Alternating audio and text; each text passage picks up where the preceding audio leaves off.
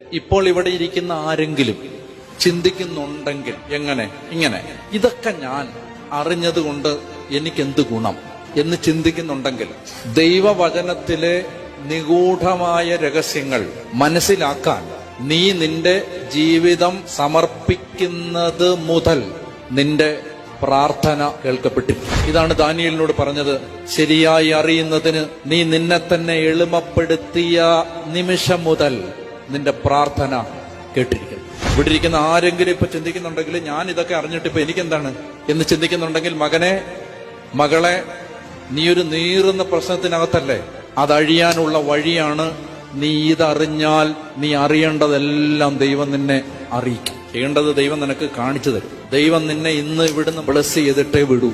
ഒറ്റ കണ്ടീഷൻ, ദൈവവചനത്തിന്റെ രഹസ്യങ്ങൾ അറിയുന്നതിനനുസരിച്ച് നമ്മുടെ ജീവിതം അനുഗ്രഹിക്കപ്പെടും. സ്നേഹം പരിശീലിക്കണം. നല്ല സ്നേഹമുള്ളവരായിട്ട് മാറണം. ഒട്ടും സ്നേഹിക്കാൻ പറ്റാത്തവരെ സ്നേഹിച്ചു തുടങ്ങുക.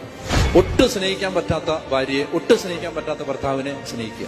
ആദത്തിന്റെ പാപത്തിന് മാനവകുലത്തിൽ ഉണ്ടാക്കാൻ കഴിയുന്ന സ്വാധീന ശക്തിയെക്കാളും ഒരുപാട് ഒരുപാട് ഒരുപാട് ഒരുപാട് ഒരുപാട് അധികമാണ് യേശുക്രിസ്തുവിന്റെ മരണത്തിലൂടെ ലോകത്തിന്റെ മേൽ വന്ന കൃപാദാനം എന്ന് പറഞ്ഞാൽ, ആദം പാപം ചെയ്തുകൊണ്ട് നമുക്ക് 50 രൂപ നഷ്ടം വന്നു. ഈശോ മരിച്ചതുകൊണ്ട് നമുക്ക് 50 രൂപ തിരിച്ചു കിട്ടി. അങ്ങനല്ല. അതായത് ആദം പാപം ചെയ്തത് കൊണ്ട് എനിക്ക് നഷ്ടം വന്നത് 5 ലക്ഷം രൂപയുടെ നഷ്ടമാണെന്ന് വെച്ചോ, മോണിറ്ററി ടേംസിൽ. ക്രിസ്തു എനിക്ക് വേണ്ടി മരിച്ചപ്പോ എനിക്ക് ആ 5 ലക്ഷം നഷ്ടം വന്ന 5 ലക്ഷം തിരിച്ചു കിട്ടിയെന്നല്ല, എനിക്ക് 5000 കോടി അതിനേക്കാളും കൂടുതലാണ് ഇപ്പുറത്ത് കിട്ടിയത്. ഭൂമിയിൽ പിറന്നു വീഴാനിരിക്കുന്ന അവസാനത്തെ കുഞ്ഞിന്റെയും രക്ഷയ്ക്ക് വേണ്ടതിനേക്കാളും ഒരുപാട് ഒരുപാട് ഒരുപാട് കൂടുതലാണ് യേശു സമ്പാദിച്ച കൃപ. കുരിശിൽ സ്റ്റോർ ചെയ്യപ്പെട്ടിരിക്കുന്ന കൃപ ലിമിറ്റഡ് അല്ല. ആ റിസോഴ്സസ് ലിമിറ്റഡ് അല്ല. അത് ഭൂമിയിലെ ഏത് മാരക മഹാപാപിയെയും രക്ഷിക്കാൻ കഴിവുള്ളതിനേക്കാളും ഒരുപാട് ഒരുപാട് ഒരുപാട് മടങ്ങ് കൂടുതലാണെന്ന്.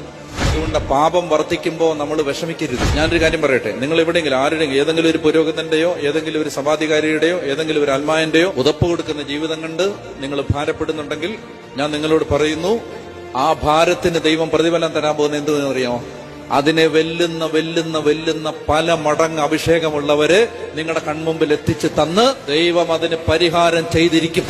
നിങ്ങൾ സ്വപ്നം കണ്ടിട്ടില്ലാത്ത അഭിഷേകമുള്ള ഒരാളെ നിങ്ങളുടെ മുമ്പിൽ എത്തിച്ചിട്ടായിരിക്കും. ഇങ്ങനെയാണ് ദൈവം പകരം വീട്ടുന്നത്. ആരോടെന്നറിയാം? ആരോട് പകരം വീട്ടുന്നത്? പിശാചിനോട് പകരം വീട്ടുന്നത്.